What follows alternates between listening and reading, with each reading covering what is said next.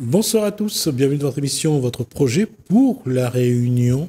On va parler d'un sujet qui a beaucoup fait parler de Marine Le Pen et de la politique. C'est cette décision où, entre autres, elle a été condamnée à 4 ans, à 5 ans d'éligibilité, à 4 ans de prison, dont 2 avec port du bracelet électronique.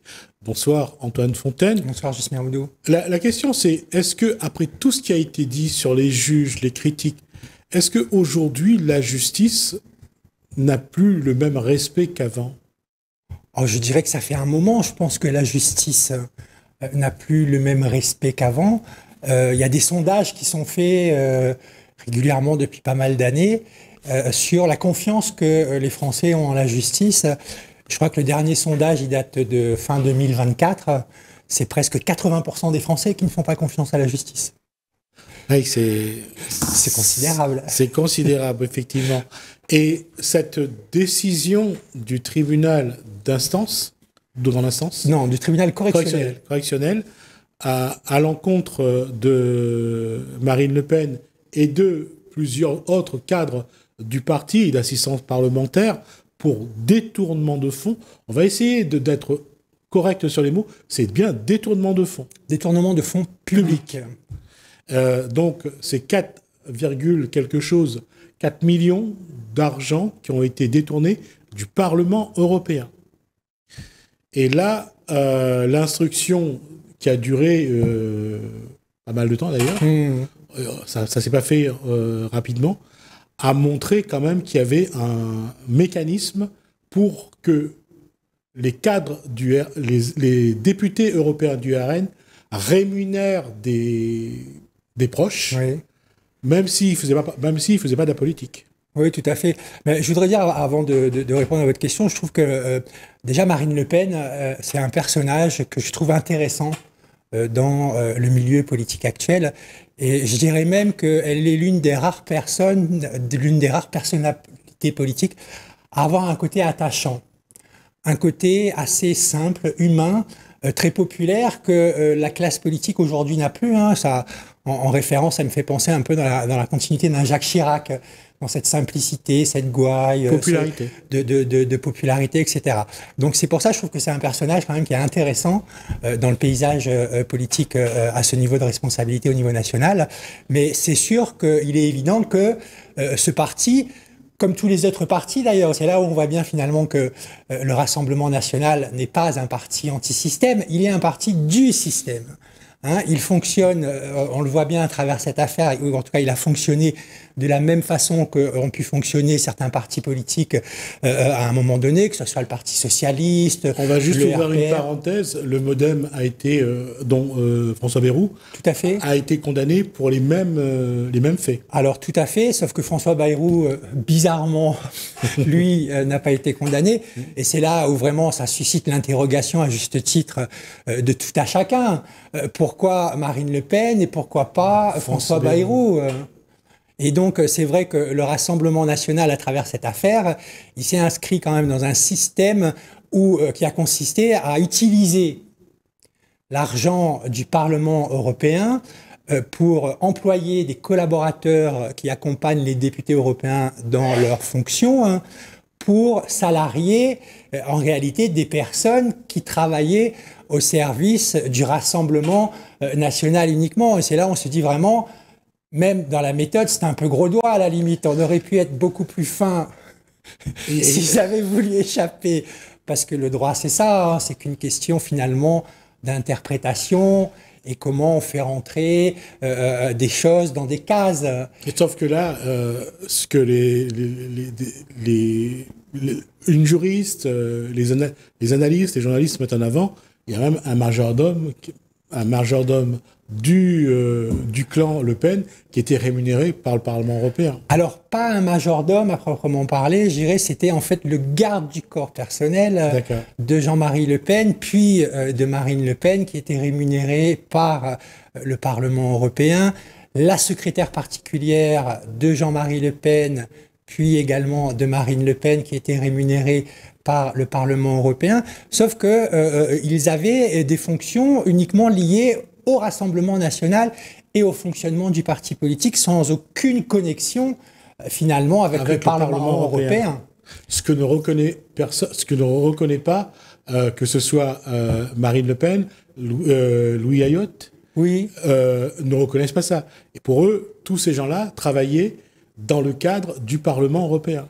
La stratégie de défense qui consiste à nier en bloc et à rejeter complètement ce qu'on leur reproche, c'est la plus mauvaise des stratégies finalement. Hein, parce que c'est clair que même si on peut considérer qu'un collaborateur parlementaire, bien évidemment, il fait de la politique, c'est pas du tout ce qui est reproché, là en l'occurrence par les juges, c'est qu'ils aient fait de la politique qui n'avait aucun lien avec les financements qui étaient octroyés par le Parlement européen, c'est-à-dire en lien avec la communauté européenne, en lien avec le droit européen, en lien avec tout ce qui concerne l'Europe, mais uniquement centré sur l'action politique du Rassemblement national qui ne concernait même pas ses positions non plus au niveau de l'Europe. Et le dossier de cette affaire que vous avez eu l'occasion d'aller chercher sur Internet est quand même épais. Le jugement, il fait 157 pages très exactement, mais je trouve que franchement, les citoyens devraient s'intéresser à ce type de jugement, ou en tout cas, je dirais que on peut pas d'un côté reprocher la corruption réelle, qui est réelle de la classe politique, et en même temps ne rien faire pour lutter contre cette corruption. Et c'est vrai que quand on prend connaissance du jugement et du déroulé donc de toute l'affaire, c'est assez édifiant de voir que déjà dans un premier temps, le premier moyen de défense a été celui de considérer qu'en tant que parlementaire européen, les faits qui leur étaient reprochés étaient injusticiables. C'est-à-dire qu'ils se considéraient comme des diplomates et qu'on ne pouvait pas leur reprocher l'utilisation de ces fonds, etc. Et qu'en tout cas, ils ne tombaient pas sous le coup de la justice. Ils avaient comme une sorte d'immunité presque absolue, même pas parlementaire, dans la façon dont ils l'expliquent dans leur défense, c'est une immunité absolue, comme si les élus, finalement, par rapport aux lois qu'ils votent, n'étaient pas soumis eux-mêmes au respect de ces lois. Je crois que ça pose la question de ce qu'on appelle le fait que ça soit passé dans un cadre européen, donc à Bruxelles normalement. Est-ce que le tribunal correctionnel de Paris était légitime à faire le jugement ?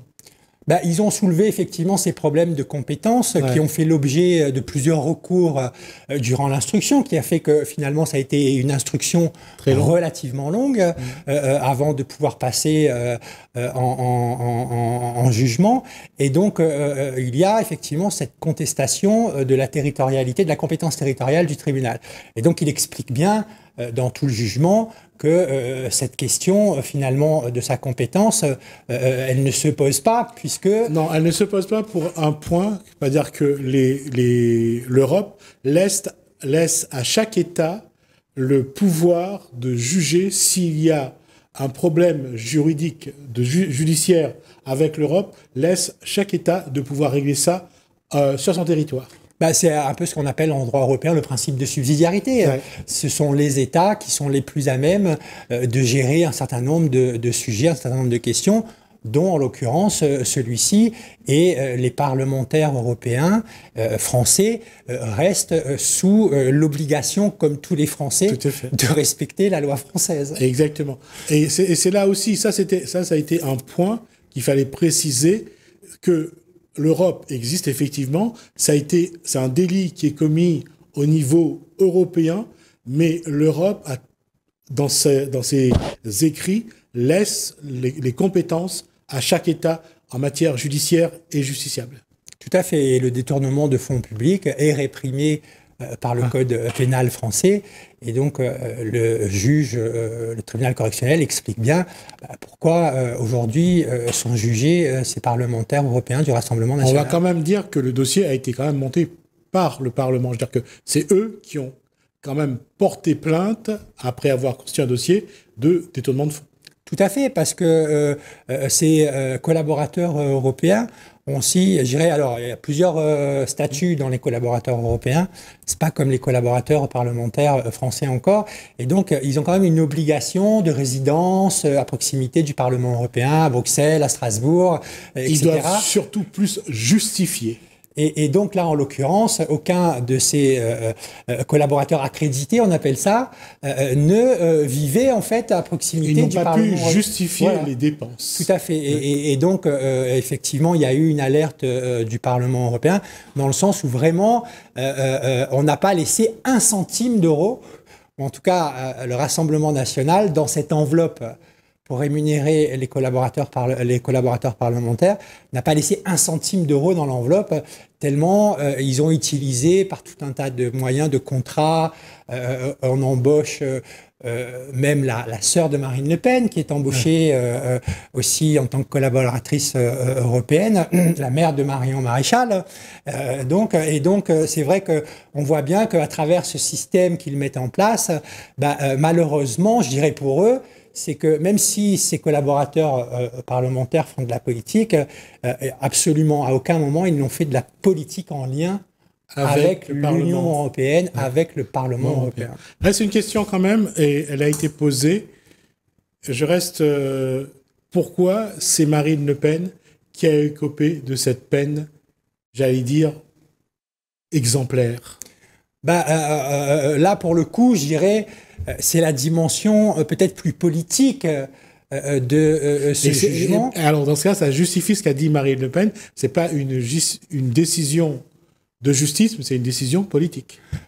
Sur la justification, en tout cas, je trouve, de l'exécution par provision, parce que honnêtement, je vois mal, par rapport aux faits qui sont reprochés à Marine Le Pen, comment finalement elle ne pourrait pas être condamnée même en appel. Mais disons que la justification par elle-même... On va juste préciser, donc elle a été condamnée à 4 ans de prison avec sursis, avec deux fermes oui. Et 2 sous bracelet électronique et de 5 ans d'inéligibilité. 5 ans d'inéligibilité, oui, c'est ça, tout à fait. Et donc, la justification de cette exécution, de cette peine d'inéligibilité, qui est une peine complémentaire, qui n'est pas la peine principale, qui est une peine complémentaire, et qui, depuis quelques années, est même une peine obligatoire, avec la loi Sapin 2, mais en même temps, qui n'est pas une peine automatique aussi. Parce que je dirais que le juge pénal, avec ce qu'on appelle le principe d'individualisation de la peine, peut ne pas prononcer l'exécution par provision. Donc il a quand même cette liberté d'appréciation au cas par cas, on va dire, en fonction des situations. Et donc il doit le justifier dans son jugement qu'il rend. Pourquoi il rend ou pas cette peine complémentaire obligatoire et l'exécution par provision. Et là, c'est vrai que la justification qui est donnée, elle est quand même un peu, je dirais, audacieuse, pour ne pas dire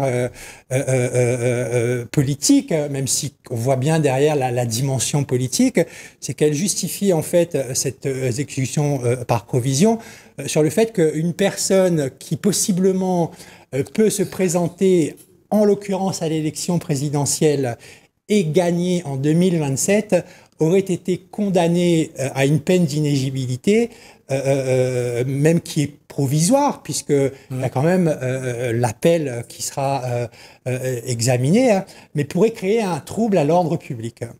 Et donc, c'est vrai qu'à la limite... elle n'aurait pas dû aller sur ce terrain-là. Elle n'aurait pas dû aller sur ce terrain-là parce que finalement, le trouble à l'ordre public, c'est aujourd'hui qui se produit. Oui. Voilà, c'est le fait qu'elle ne puisse pas se présenter et je dirais qu'elle utilise et que le Rassemblement national utilise de manière plutôt excellente, je dirais, en termes de communication. On ne peut pas dire le contraire. Et dans cet aspect, dans cette approche qui a toujours été la leur de victimisation, de partis anti-système, à travers lequel de plus en plus de Français se reconnaissent, parce que le Rassemblement national aujourd'hui, qu'on soit d'accord ou pas avec lui, c'est le seul parti qui prend en considération les classes populaires. Alors la question c'est, est-ce que la juge a outrepassé ses droits? La réponse, je crois que elle est sortie du cadre de justice. Elle est allée un peu loin, elle n'est pas restée, on va dire, sur l'aspect du droit, mais en même temps, je dirais que... Non, elle aurait pu rester sur l'aspect du droit et la condamner aux mêmes peines sans pour autant aborder l'aspect politique. Sans pour autant aborder l'aspect politique et laisser finalement à la population se dérouler et quelque part, je dirais, effectivement, aux électeurs, de choisir. Au bout du compte, de trancher finalement. Mais c'est vrai qu'aujourd'hui, ce qu'il y a d'intéressant aussi, je trouve quand même dans ce qui se passe, quand on prend un peu de recul, il y a quand même une classe politique en général, dans laquelle est Marine Le Pen, mais qui dans leurs propos et leurs discours appellent quand même à un traitement différencié. De l'application de la loi à leur égard. On l'a vu chez différentes personnes. Et donc ça pose un problème quand même, je dirais en termes d'égalité. Et là où aussi, je trouve ça assez surprenant, c'est qu'il y ait des personnes qui considèrent que finalement, on peut traiter ces gens-là de manière différenciée et de plus en plus, on l'entend beaucoup, les gens qui disent c'est une attaque contre Marine Le Pen, on veut les empêcher, on veut nous empêcher, le Rassemblement national, de prendre le pouvoir, etc. et de l'exercer, et que quelque part aujourd'hui, ces gens-là aussi s'en retrouvent à demander une application différenciée de la loi, et c'est vrai que ça pose quand même problème, je dirais, dans une démocratie. Et encore une fois, je répète, la juge a sans doute pris une décision en droit, c'est tout à fait sa compétence, mais d'aller sur le terrain politique, je pense que ça a été une ambiguïté, elle a créé une ambiguïté qui peut se retourner contre la justice. Elle a manqué de mesure et de subtilité, je dirais, parce que c'est vrai que tout le raisonnement juridique, il peut tout à fait s'entendre, en fait, sur la condamnation, les peines, etc. Mais c'est vrai que sur l'exécution par provision, là, pour le coup, on était sur une dimension plus politicienne, politicienne même, je dirais, parce que le droit, il est politique de toute façon. Oui, tout à fait. Mais là, c'est plutôt politicienne, en voulant quelque part empêcher Marine Le Pen de se présenter aux élections et bloquer le Rassemblement national, ce qui va avoir l'effet inverse. En fait, ça va renforcer encore davantage le Rassemblement national. Je ne sais pas s'il sera en mesure de remporter ces élections qui arrivent l'année prochaine aux présidentielles. Mais en tout cas, c'est clair que ça renforce... C'est pas l'année prochaine. En 2027, pardon. Oui. En 2027, c'est clair que ça renforce le Rassemblement national et ce côté populaire qu'il peut avoir de plus en plus. Je ne sais pas si ça a été... si cette popularité est toujours là.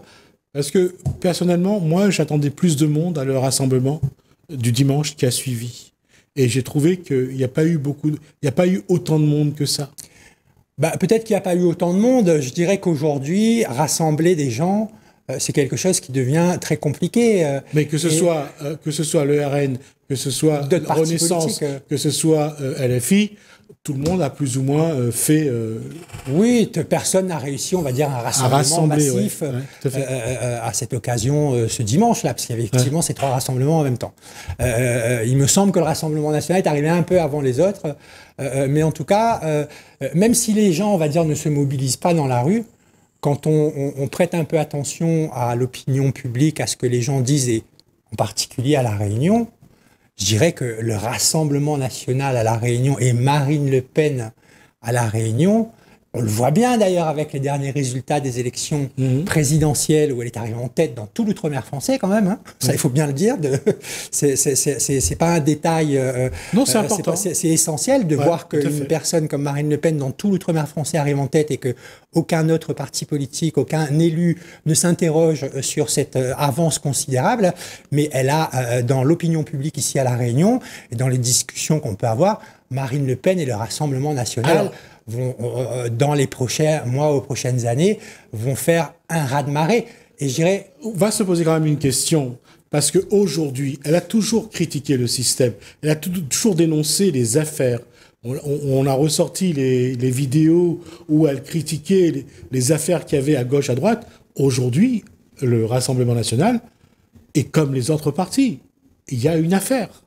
Il est comme les autres partis, mais dans la mesure où les médias, je dirais les médias généralistes, importants, tapent sans arrêt sur le Rassemblement national, Oui, ça a l'effet, moi je pense, tout à fait inverse de ce que l'on veut apporter, et que quelque part, l'électorat du Rassemblement national, c'est quand même tous ces gens qui sont, je dirais, à tort, méprisés par les autres partis politiques, par la classe politique en général.